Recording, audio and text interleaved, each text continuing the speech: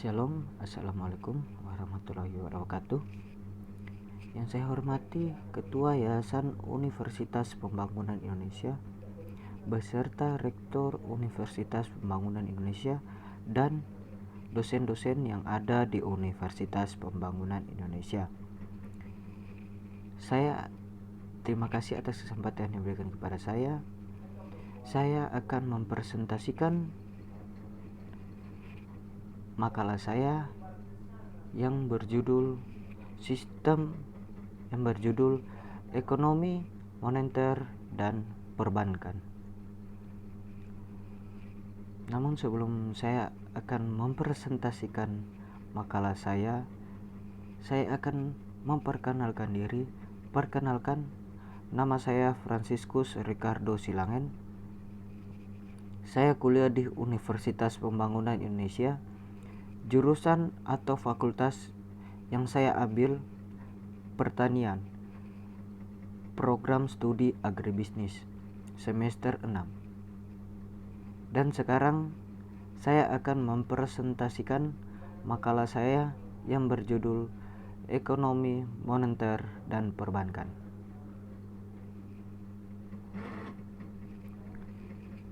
Makalah di sini ada judul makalah Ekonomi, Moneter, dan Perbankan di Indonesia. Disusun untuk memenuhi tugas atau soal ujian UAS, ujian akhir semester, mata kuliah Ekonomi, Moneter, dan Perbankan. Dosen Nita L.S. Salam, M.Si. Disusun oleh Franciscus Ricardo Silangen, NIM 1854201013, semester 6, jurusan atau fakultas pertanian, program studi agribisnis, Universitas Pembangunan Indonesia 2021. Di sini ada daftar isi, judul, kata pengantar, daftar isi, bab 1 pendahuluan, latar belakang, B permasalahan, C tujuan penelitian. Bab 2 pembahasan, A sistem perbankan dan dalam negara kesejahteraan. Dia berada di halaman 6. Kita cari halaman 6. Bab 2 pembahasan, A sistem perbankan dalam negara kesejahteraan. Bank adalah badan usaha atau menghimpun dana dari masyarakat dalam bentuk simpanan dan menyalurkan kepada masyarakat dalam bentuk kredit atau bentuk-bentuk lainnya dalam rangka meningkatkan taraf hidup rakyat banyak. Di sini ada poin-poin yang sangat penting. Peranan bank dalam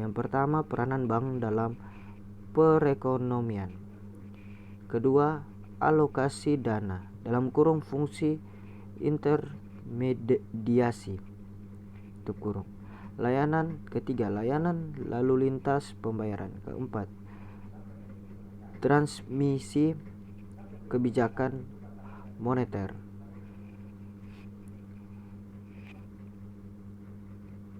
Kelima, sistem perbankan di Indonesia.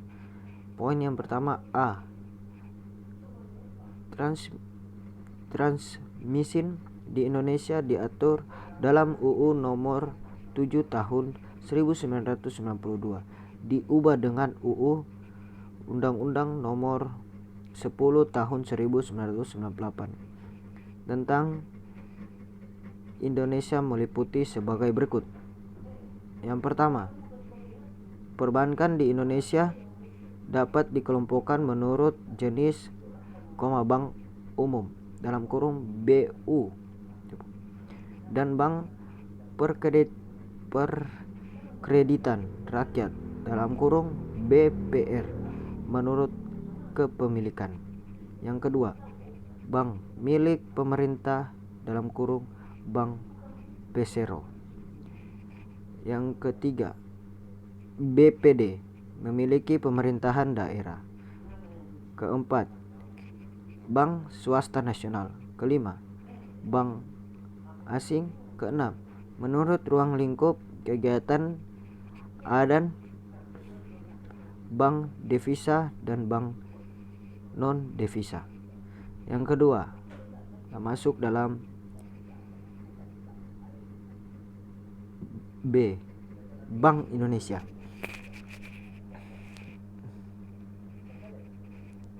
Nah, kembali lagi ke daftar isi. Di sini yang kedua B, Bank Indonesia memiliki 3 poin yang sangat penting. Pertama, Bank Indonesia memiliki peranan lain selain sebagai bank sentral yang memiliki kewenangan sebagai regulator antara lain.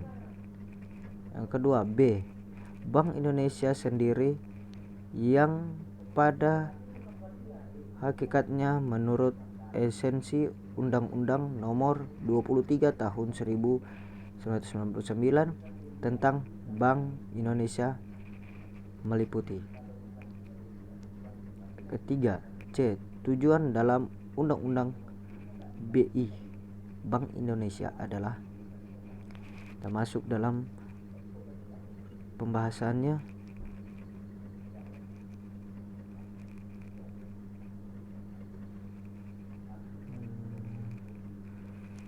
B, Bank Indonesia. Yang pertama A, Bank Indonesia memiliki peranan lain sebagai bank sentral yang memiliki kewenangan sebagai regulator antara lain.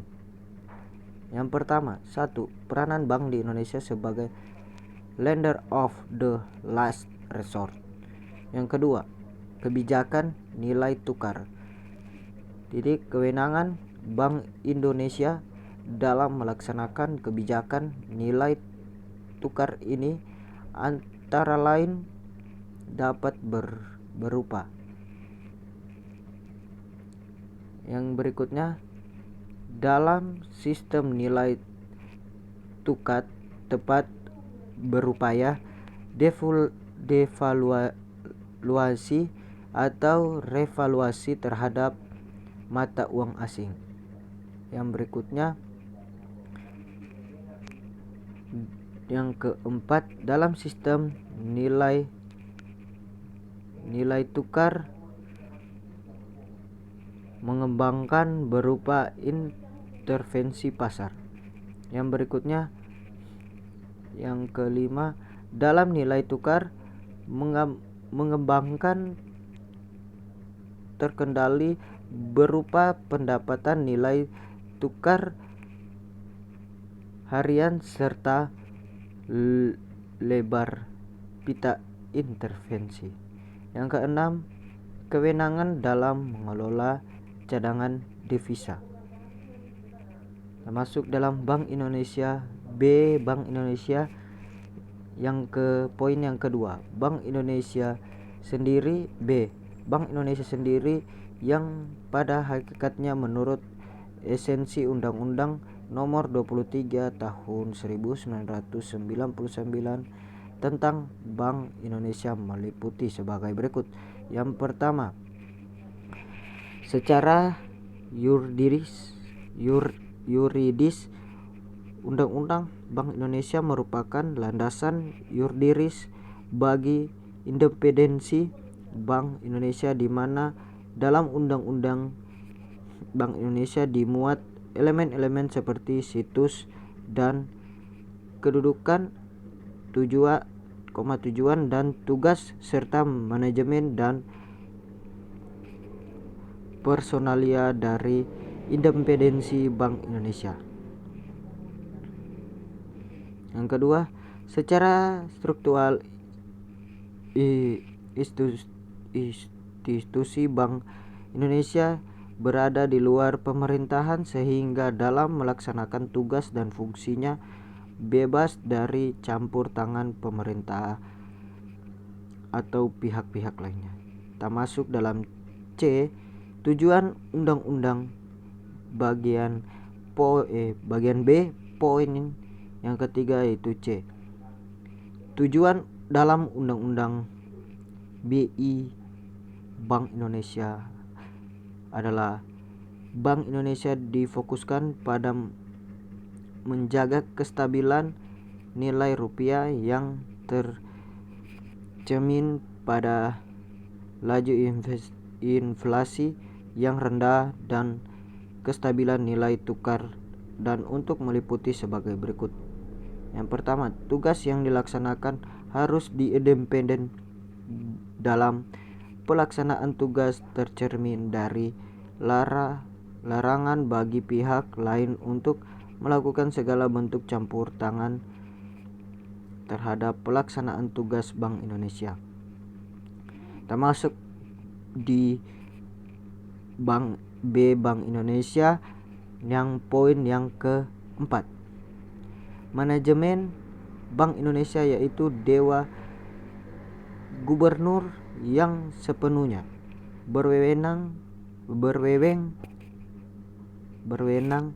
dalam menjalankan organisasi Bank Indonesia dalam rangka mencapai tujuan yang telah ditetapkan oleh UU BI atau Undang-Undang Bank Indonesia, yang meliputi sebagai berikut.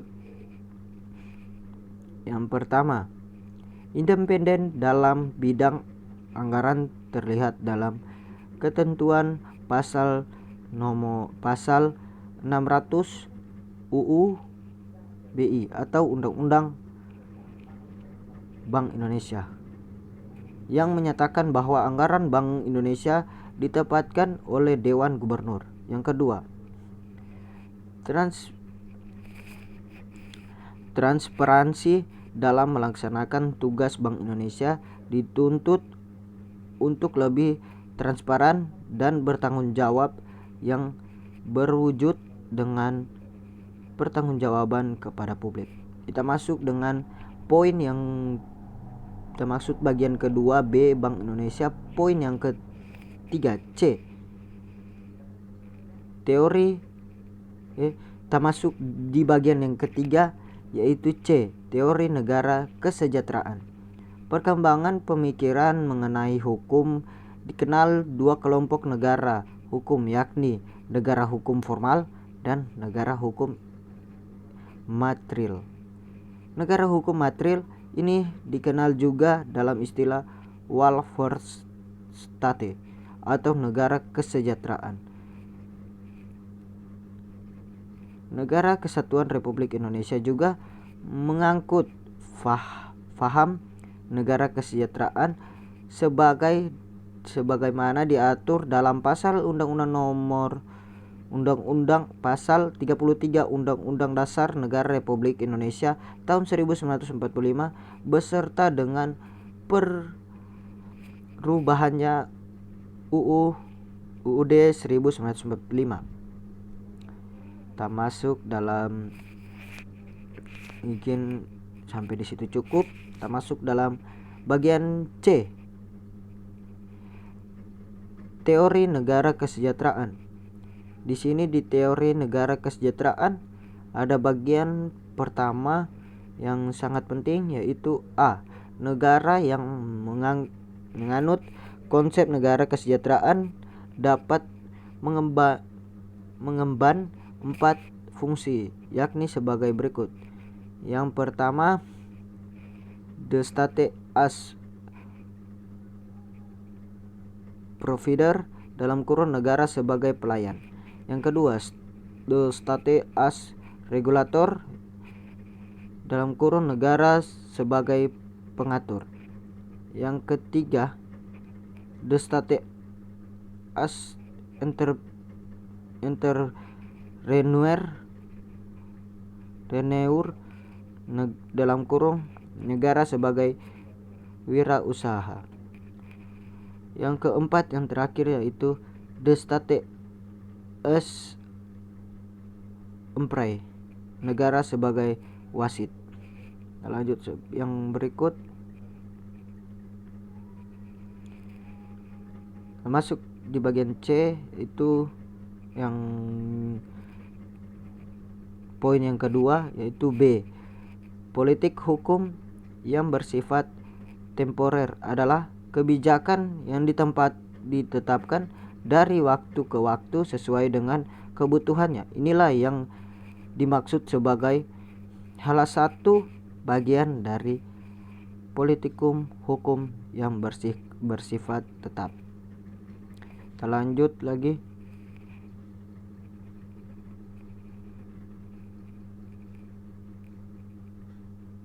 Kegiatan bank umum.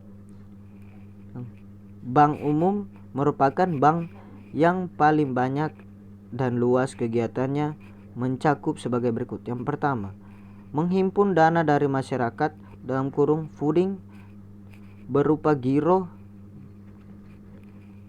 demand deposit, tabungan, saving deposit, dan deposit berjangka time deposit. Yang kedua, menyalurkan dana masyarakat lending dalam bentuk antara lain kredit investasi, kredit modal kerja, dan kredit perdagangan. Yang ketiga, memberikan jasa-jasa lainnya, servis seperti transfer, kiriman uang, clearing, letter of credit dalam kurung L atau garis miring C, menerima setoran melayani pembayaran. Yang keempat, yang terakhir, yaitu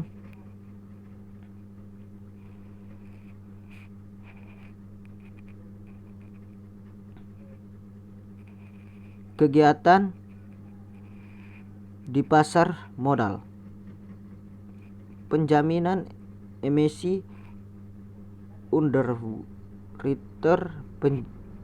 penjamin, guarantor, wali amat, trustee, pandangan sekuritas, dealer, termasuk yang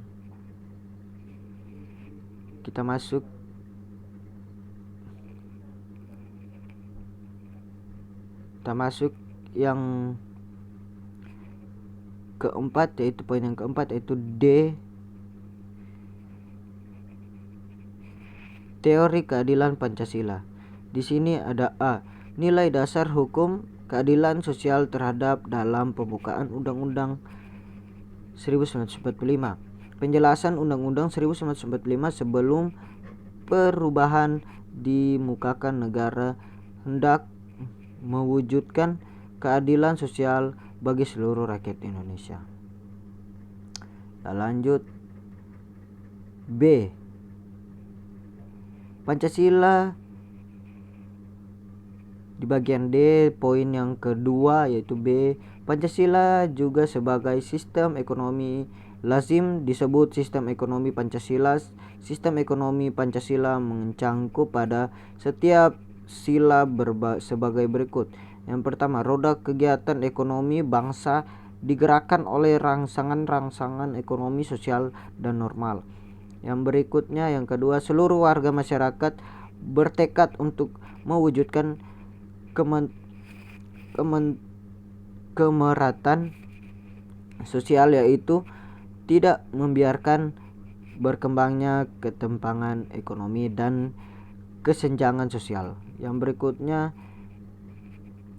semua perilaku ekonomi, yaitu produsen, konsumen, dan pemerintahan sebagai produsen sekaligus konsumen, selalu semangat nasionalistik yang dalam setiap putusan ekonominya menomorsatukan tujuan terwujudnya perekonomian nasional yang kuat dan tangguh. Yang berikutnya, koperasi dan organisasi-organisasi ekonomi yang selalu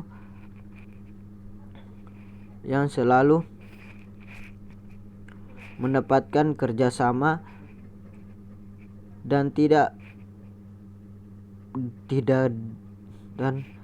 tindakan bersama menjadi sokuguru kegiatan ekonomi masyarakat. Dalam yang berikutnya, poin yang berikutnya, dalam perekonomian Indonesia yang luas dan beragam terus-menerus diupaya keseimbangan antara perencanaan ekonomi nasional dan desentralisasi dan otonomi daerah melalui partisipasi aktif setiap daerah antara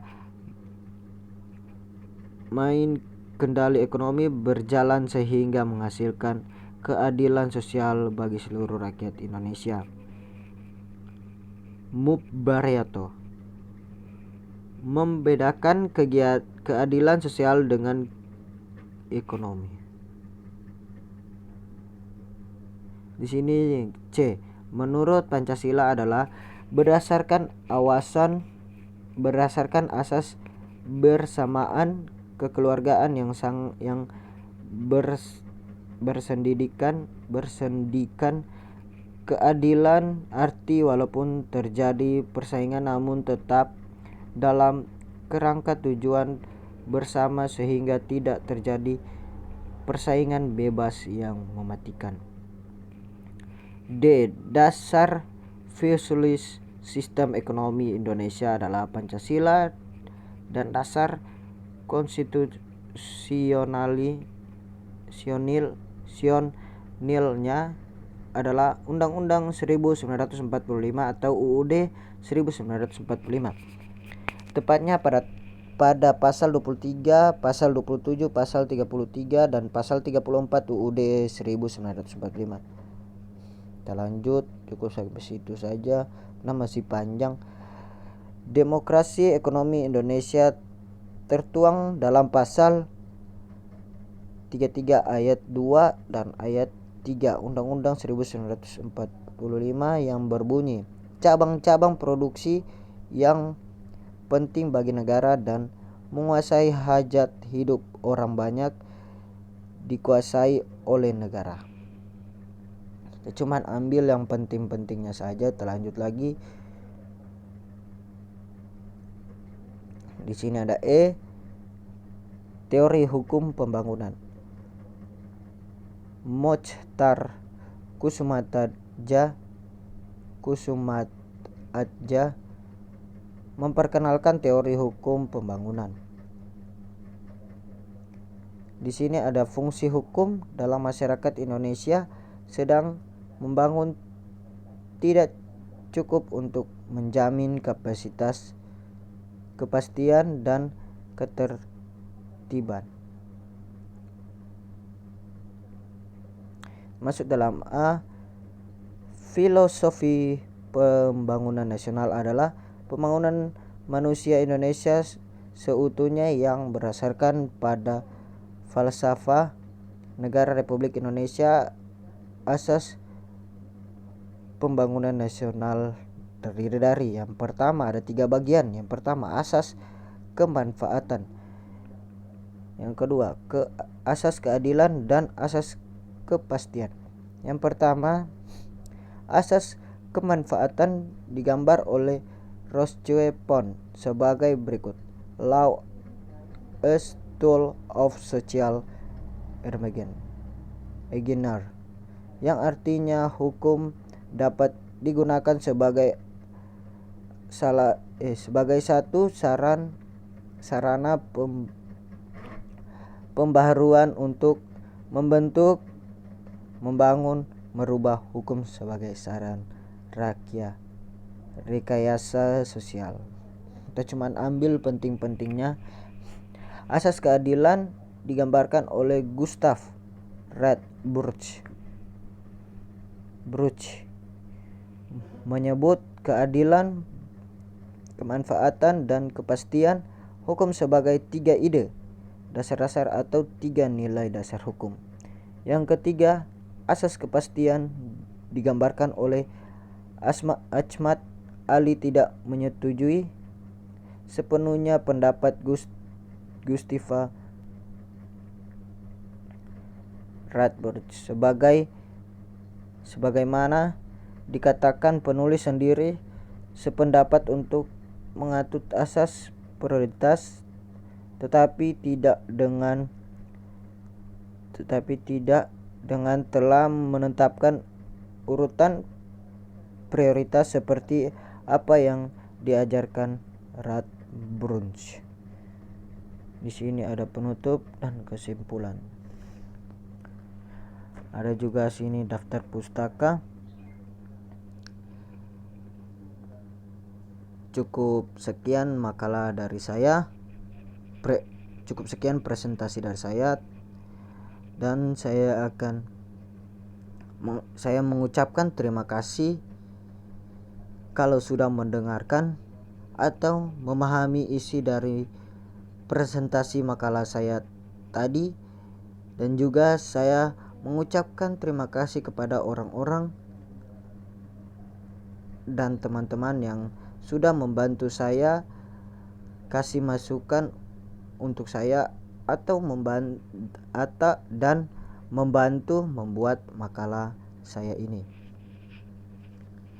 Dan yang ada di Sulawesi Utara atau dimanapun berada, marilah bergabung atau masuk di Universitas Pembangunan Indonesia